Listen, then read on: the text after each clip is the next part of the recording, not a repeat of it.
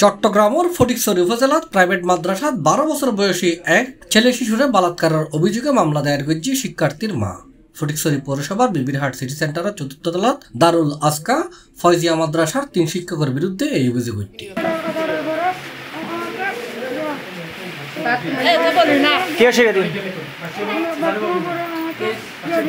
কে করছে?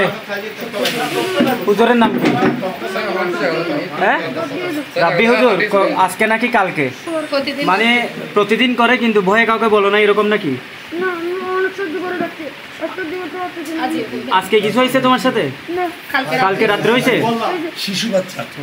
এপ্রিলের 27 তারিখ সোমবার রাতিয়ে এই ঘটনায় ফটিকছড়ি থানাত নির্যাতনের শিকার শিক্ষার্থীর মা বাদী নারী ও শিশু নির্যাতন দমন আইনে মামলা করছে। মামলার আসামি হলেন রংপুর তারাগঞ্জের রফিকুল ইসলামের ফুয়া এবং এই মাদ্রাসার হেফজ বিভাগের শিক্ষক গোলাম রাব্বি, ঠাকুরগাঁও জেলার হরিপুর থানার কমলাপুকুর এলাকার আনিসুর রহমানের ফুয়া ও কিতাব বিভাগের শিক্ষক নুরুল ইসলাম, উপজেলার বুজপুর থানার রুসাইঙ্গুনার মোহাম্মদ শফিল আলমের ফুয়া ফিয়ারুল ইসলাম। ওই শিক্ষার্থী এবং পরিবার হতা হয়ে জানা গিয়ে গত শনিবারের তারে বলাৎকার করা হয়। শেষমেশ এই শিক্ষার্থী সহ্য করি না পারে বিষয়ান পরিবারের জানায়, পরে পুলিশ মাদ্রাসা তাইর অভিযুক্ত শিক্ষকরা আটক করে থানাত লয়ে যাবার পরে তার বিরুদ্ধে মামলা দায়ের হয়।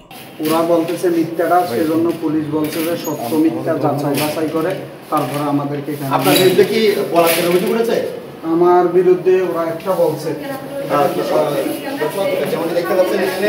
বিষয় নিশ্চিত করে ফটিকছড়ি থানার অফিসার ইনচার্জ নূর আহমদ মুঠোফোন C+রে হই ওটা মামলা হয়েছে। আমরা 3 জনকে কোর্টে পাঠাই দিছি, ছেলে শিশুর 22 ধারা এবং ডাক্তারের জন্য তাকেও আয়ু সহ নিয়ে একসাথে গেছে কোর্টে। এখন ওরা মামলার বাদী ওর মা, ভিক্টিমের মা, বাচ্চা মানুষ অভিযোগ আনছে। ওরা সত্য মিথ্যা কোনো কিছুই কোনো মতামত দেয় নাই। যে যেহেতু অভিযোগ আসছে, মামলা হয়েছে, ওদের বক্তব্য হলো আপনারা যথাযথভাবে তদন্ত করেন, যেখানে আমাদের সহযোগিতা চান আমরা সহযোগিতা করব। একজনের বাড়ি বুসপুর মেবি, একজনের আর 2 জনের বাড়ি আমাদের চিটাগং ডিস্ট্রিক্টের বাইরে।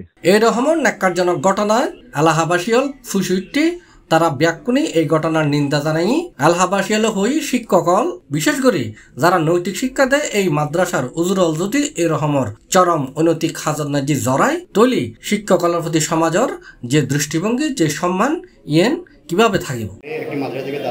C+ TV Chittagong.